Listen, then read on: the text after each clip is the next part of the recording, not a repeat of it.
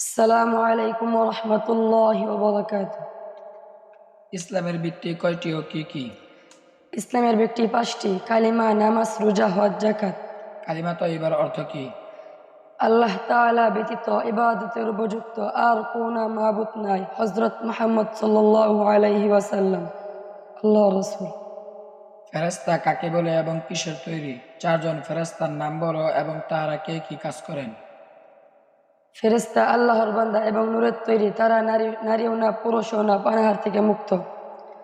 হযরত জিবরিল আলাইহিস সালাতু ওয়াস সালাম, হযরত মিকাইল আলাইহিস সালাতু ওয়াস সালাম, হযরত ইসরাফিল আলাইহিস সালাতু ওয়াস সালাম, হযরত আজরাইল আলাইহিস সালাতু ওয়াস সালাম, হযরত জিবরাইল আলাইহিস সালাতু ওয়াস সালাম, যিনি আল্লাহর কিতাব ও হুকুম সমূহ পয়গম্বরদের নিকট পৌঁছে দিতেন। হযরত ইসরাফিল আলাইহিস সালাতু ওয়াস সালাম, যিনি আল্লাহর আদেশে মানুষের জীবিকা পৌঁছে দেন এবং বৃষ্টি পরিচালনা করেন। হযরত ইসরাফিল আলাইহিস সালাতু ওয়াস সালাম, যিনি সিংহামুখে দণ্ডায়মান থাকিয়া আল্লাহর আদেশের অপেক্ষায় আছেন এবং আদেশ পাওয়া মাত্র সিংহায় ফুঁকা দিবেন। হযরত আজরাইল আলাইহিস সালাতু ওয়াস সালাম, যিনি আল্লাহর হুকুমে জীবের প্রাণ বাহির করিয়া থাকেন।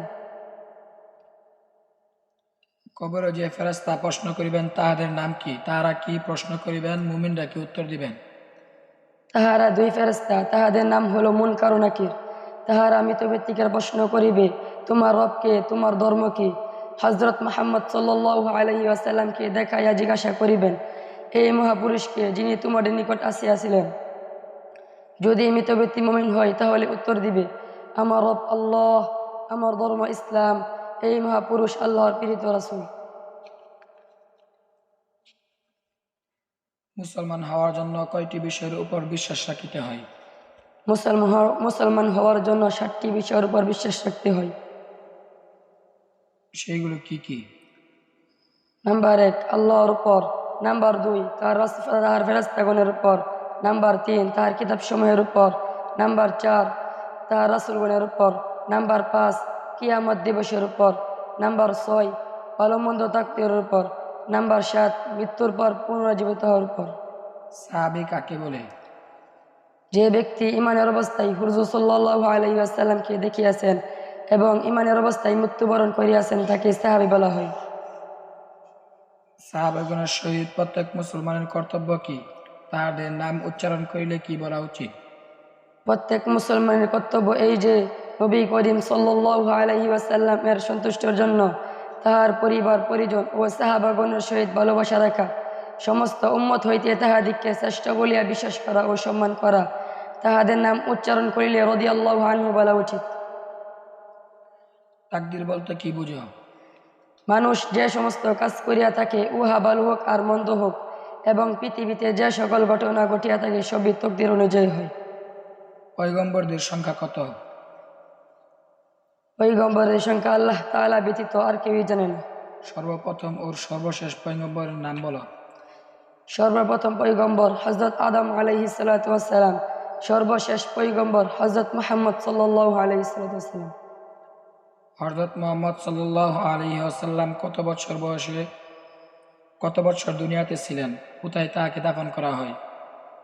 হযরত মুহাম্মদ সাল্লাল্লাহু আলাইহি ওয়াসাল্লাম 63 বছর দুনিয়াতে ছিলেন।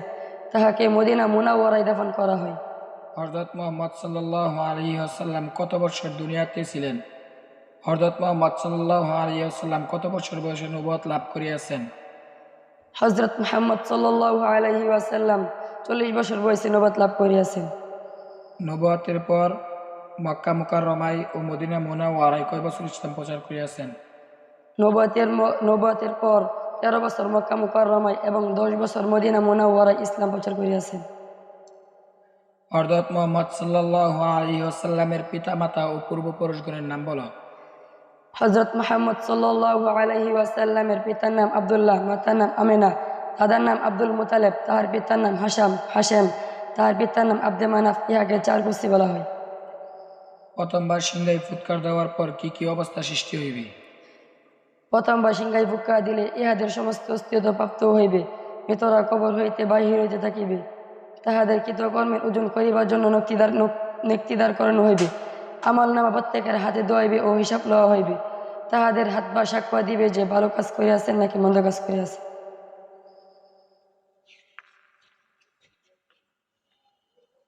বেহেশতীরে কি কি নিয়ামত দেওয়া হইবে? বেহেশতের সবচেয়ে বড় নিয়ামত কি? বেহেশতীদের অনেক বড় বড় নিয়ামত দেওয়া হইবে। পানির জন্য শরবত, আহারের জন্য মেওয়া, খেদমতের জন্য হুর, গিলমান বসবাসের জন্য অট্টালিকা প্রাসাদ দেওয়া হইবে।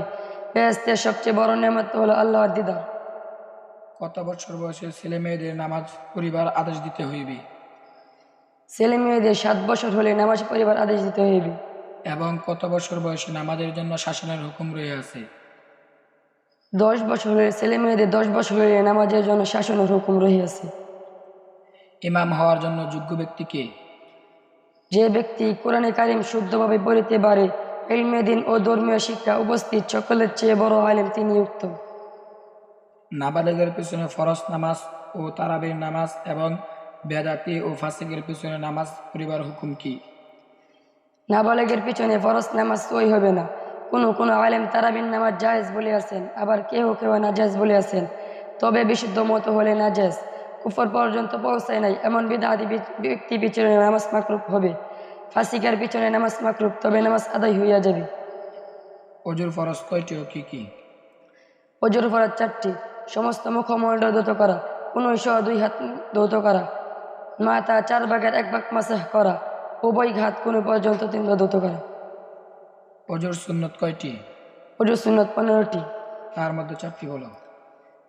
বিসমিল্লাহির রহমানির রহিম বলা, মেসওয়াক করিয়া 3 বার করে করা, মুখমণ্ডল 3 বার ধৌত করা, উভয় হাত 3 বার ধৌত করা। অজুতে প্রত্যেক অঙ্গ দেওয়ার সময় কোন দোয়া পড়িতে হয়? কালিমা শাহাদাত পড়িতে হয়। অজুর শেষে কোন দোয়া পড়িতে হয়? আল্লাহুম্মা জাআলনি মিনাত তাওয়াবিন ওয়া জাআলনি মিনাল মুতাতাহহিরিন। অজু ভঙ্গের কারণ কয়টি? অজু ভাঙার কারণ 7টি। বলো।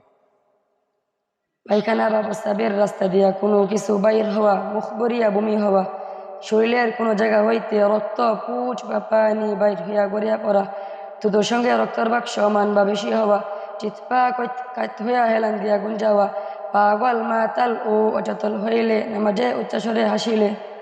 নামাজের বাহিরে কয় ফরজ? নামাজের বাহিরে 7 ফরজ। কি কি? শরীর পাক, কাপড় পাক, নামাজের জায়গা পাক, সতর ডাকা, কেবলামুখী হওয়া, ভক্তমুক্ত নামাজ পড়া, নামাজ নিয়ত করা। নামাজের ভিতরে কয় ফরজ? নামাজের ভিতরে 6 ফরজ। কি কি?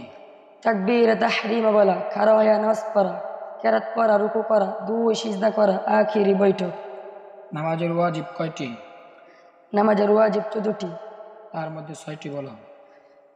আলহামদু শরীফ পুরা পড়া, আলহামদুর সঙ্গে সূরা মিলানো, রুকু সিজদায় দেরি করা, রুকু হইতে সোজা হইয়া দাঁড়ানো, 2 সিজদার মাঝখানে সোজা হইয়া বসা, উভয় বৈঠকে আত্তাহিয়াত পড়া।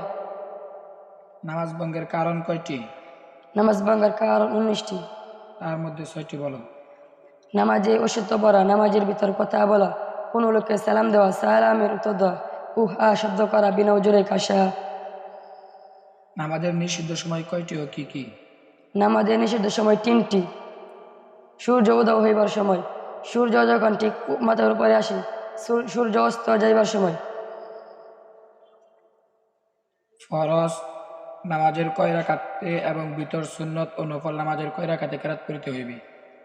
ফরজ নামাজের প্রথম 2 রাকাতে কিরাত পড়িতে হইবে এবং ভিতর সুন্নত ও নফল নামাজের প্রত্যেক রাকাতে কিরাত পড়িতে হইবে।